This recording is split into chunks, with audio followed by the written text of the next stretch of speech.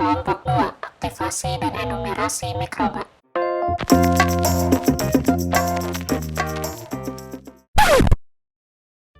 Latar belakang penelitian ini yaitu karena keberadaan mikroba dalam tanah memiliki peran yang sangat penting dalam suatu ekosistem. Menurut Hussein 2007, aktivitas metabolisme mikroba tanah memiliki peran yang sangat penting dalam perombakan nutrisi tanah serta siklus hara.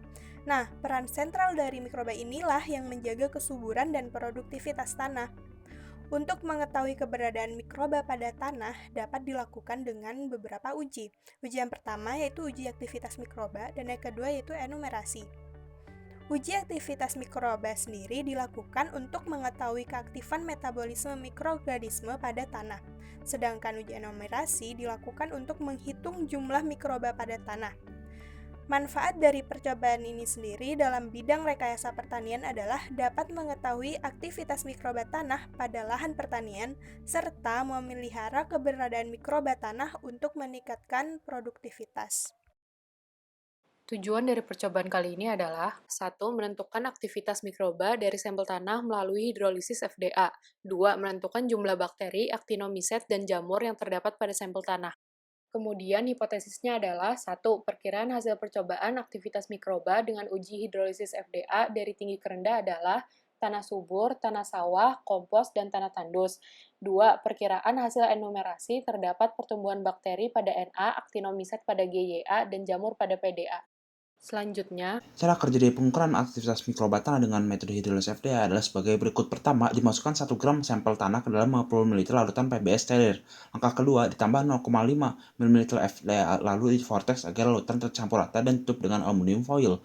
Langkah ketiga, diinkubasi selama 20 menit dalam water bath selama dengan suhu 37 derajat Celcius. Setelah 20 menit, ditambahkan aseton sebanyak 2 ml untuk menghentikan reaksi yang terjadi dan larutan diaduk kembali menggunakan vortex. Selanjutnya, hasil reaksi disaring menggunakan kertas saring Whatman ke dalam album Erlenmeyer baru. Selanjutnya lagi, filtrat hasil saringan kemudian dimasukkan ke dalam kuvet dan diukur absorbannya pada panjang lubang 90 nanometer. Penggunaan balangko juga dibuat dengan metode yang sama tanpa penambahan tanah. Konsentrasi valensian yang dihasilkan dari reaksi enzimatik diukur dengan persamaan sebagai berikut. Y sama dengan 0,1075 X tambah 0,0804. Sekarang saya akan menjelaskan tentang cara kerja enumerasi mikroorganisme tanah. Yang pertama harus disiapkan adalah area kerja yang aseptik, lalu disiapkan plat agar Na, GYA, dan PDA yang steril, kemudian diberi label. Lalu kita timbang sampel tanah masing-masing sebanyak 1 gram, lalu dimasukkan sampel tanah tersebut ke dalam 9 mili NaCl steril. Setelah itu kita lakukan serial dilution pada sampel tanah hingga pengenceran 10⁻⁷. Setelah itu dilakukan metode isolasi sebar atau spread dengan memindahkan 0,1 mili dari 3 pengenceran terakhir. Untuk medium Na itu 10⁻⁵ hingga 10⁻⁷. Untuk medium GA 10⁻⁴ hingga 10⁻�6. Dan PDA 10⁻�3 hingga 10⁻⁵. Setelah itu diinkubasi semua plat agar pada suhu ruang. Lalu kita lakukan perhitungan angka lempeng total pada 2 hari untuk bakteri, 5 hari untuk jamur, dan 7 hari untuk actinomyces. Kemudian, hasil pengamatan aktivitas enzimatik mikroba sampel tanah. Pada masing-masing tanah subur, tanah tandus, tanah persawahan, dan tanah kompos, itu memiliki nilai absorbansi dan konsentrasi fluorensesnya telah dihitung. Berdasarkan nilai rata-rata konsentrasi fluorensesnya, didapatlah yang paling terbesar itu pada tanah tandus, yaitu sebesar 7,043, sedangkan yang terendah yaitu pada tanah kompos sebesar minus 1,061. Hal ini menandakan bahwa aktivitas enzimatik pada tanah tandus itu lebih besar dibandingkan pada tanah-tanah lainnya. Sedangkan pada tanah kompos dia bernilai minus, itu menunjukkan bahwa tidak adanya aktivitas enzimatik mikroba pada sampah tanah tersebut atau minim sekali. Berdasarkan hasil enumerase, pada tabel 2 menunjukkan perbedaan jumlah koloni mikroorganisme tanah. Pada tanah subur, tandus, persawahan, dan tanah plus kompos, persebaran jumlah bakteri tertinggi terdapat pada tanah plus kompos. Persebaran jumlah jamur tertinggi terdapat pada tanah persawahan dan terendah terdapat pada tanah plus kompos. Persebaran jumlah actinomyces tertinggi terdapat pada tanah plus kompos dan terendah terdapat pada tanah subur.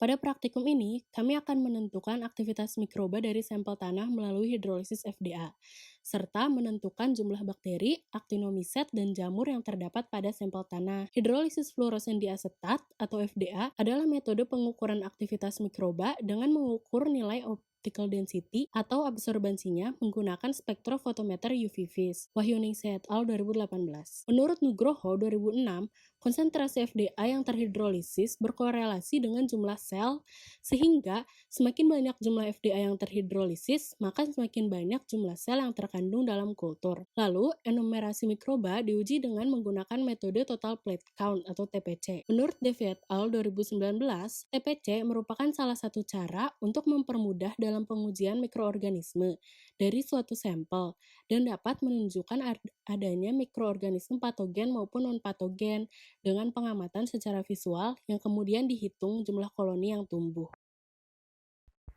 Pengaruh aktivitas enzimatik mikroba terhadap kesuburan tanah menurut Saidi dan Mafid 2015 adalah dengan aktifnya peran enzim pada saat proses penghancuran secara enzimatik, maka akan cepat pula proses penghancuran molekul-molekul organik kompleks yang dibutuhkan oleh tanah untuk nutrisi tanaman, seperti protein dan karbohidrat dari tumbuhan dan hewan yang telah mati, sehingga molekul yang lebih sederhana tadi dapat menjadikan tanah kaya akan unsur hara dan tanah dapat dikategorikan sebagai tanah yang subur.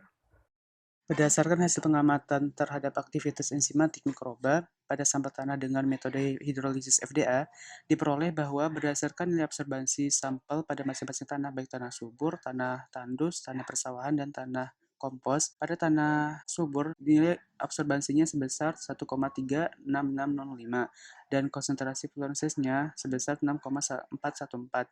Sedangkan pada sampel tanah tandus, konsentrasi fluorensesnya sebesar 7,043 dan pada tanah persawahan berkonsentrasi sebesar 5,950, sedangkan tanah kompos berkonsentrasi sebesar minus 1,061. Menurut Thohir tahun 2017 menyatakan bahwa aktivitas enzimatik itu ditunjukkan dengan fluorensesnya yang berwarna orange yang berada di sekitar koloni, sedangkan hasil negatifnya itu ditunjukkan apabila koloninya tidak berpendar.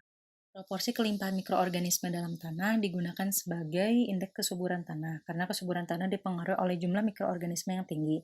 Kesuburan tanah menunjukkan populasi bakteri yang tinggi dengan ketersediaan nutrisi, temperatur, dan kondisi lingkungan yang baik mendukung aktivitas bakteri dalam tanah. Pada tanah subur, kandungan CO2 cukup tinggi, sehingga mampu menurunkan pH tanah. Ketersediaan nitrogen yang cukup, tumbuhan menjadi subur, dan eksudat tumbuhan akan lebih banyak dikeluarkan ke dalam tanah, sehingga jumlah bakteri akan meningkat dengan memanfaatkan eksudat serasa. Bakteri dan fungi sangat dominan apabila berada pada tanah dengan aerasi yang baik. Kondisi pH rendah menunjukkan populasi fungi lebih dominan daripada bakteri dan actinomyces. Begitupun sebaliknya apabila terjadi pada pH yang tinggi. Kandungan bahan organik yang tinggi semakin meningkatkan populasi fungi.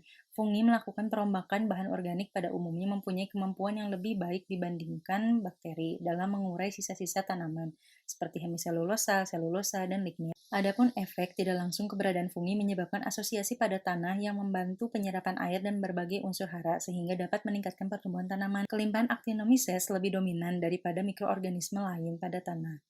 Nah, actinomyces merupakan bakteri endemik tanah yang paling tahan terhadap kondisi lingkungan yang ekstrim dibandingkan dengan fungi, karena kemampuannya membentuk spora yang dorman dan mampu mengsekresikan antibiotik yang menghambat mikroorganisme kompetitor.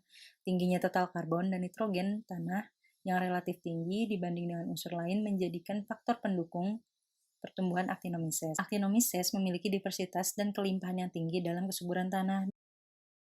Peran masing-masing jenis mikroba pada kesuburan tanah yaitu mikroorganisme tanah pada umumnya berperan dalam proses huminifikasi, mineralisasi bahan organik, dan pengendalian biologi. Widiati 2013.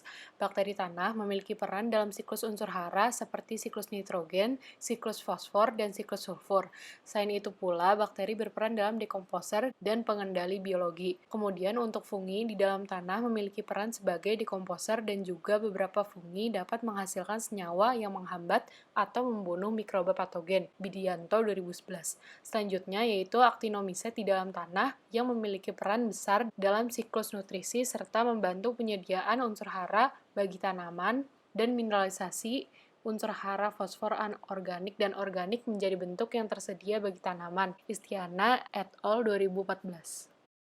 Hasil enumerasi komposisi mikroba didapat data sebagai berikut. Pada tanah subur, Actinomycetes sebanyak 84,51%. Bakteri tidak dapat dihitung karena TFTC too few to count. Jamur terdiri dari 15,48%. Pada tanah tandus, komposisi mikrobanya itu Actinomycetes sebanyak 46,58%, bakteri sebanyak 48,39%, dan jamur sebanyak 5,02%. Tanah sawah, komposisinya itu adalah Actinomycetes sebanyak 19,034%, bakteri 71,82%, jamur sebanyak 9,13%, dan terakhir pada tanah plus kompos, komposisi mikroba Actinomycetesnya itu sebanyak 71,41%, bakterinya itu sebanyak 28,29%, dan jamur sebanyak 0,28%. Nah, hasil yang dapat ini kan beragam sesuai dengan jenis tanahnya. Nah, menurut Black 2018, komposisi relatif mikroba pada tanah adalah sebagai berikut. Bakteri aerobik 70%, bakteri anaerobik 14%, Actinomycetes 30%, fungi 3%, dan organisme lain 0,22%. Nah, hasil tersebut dapat beragam karena faktor lingkungan berupa kelembapan, konsentrasi oksigen, pH, dan temperatur mempengaruhi mikroorganisme pada tanah. Variasi tersebut sangat banyak sehingga jika sampel diambil dengan tanah yang berbeda dengan jarak beberapa sentimeter dapat memiliki komposisi organisme yang berbeda pula. Kesimpulan dari percobaan ini yang pertama yaitu aktivitas mikroba melalui hidrolisis FDA dari yang paling tinggi hingga yang paling rendah itu terjadi pada tanah tandus, tanah subur, tanah persawahan, dan tanah kompos. Nah, sedangkan kesimpulan yang kedua yaitu jumlah Actinomycetes paling tinggi ada pada tanah subur dan paling rendah ada pada tanah persawahan. Jumlah bakteri paling tinggi ada pada tanah persawahan dan paling rendah ada pada tanah tandus. Dan jumlah jamur yang paling tinggi yaitu ada pada tanah subur dan paling rendah ada pada tanah dengan kompos.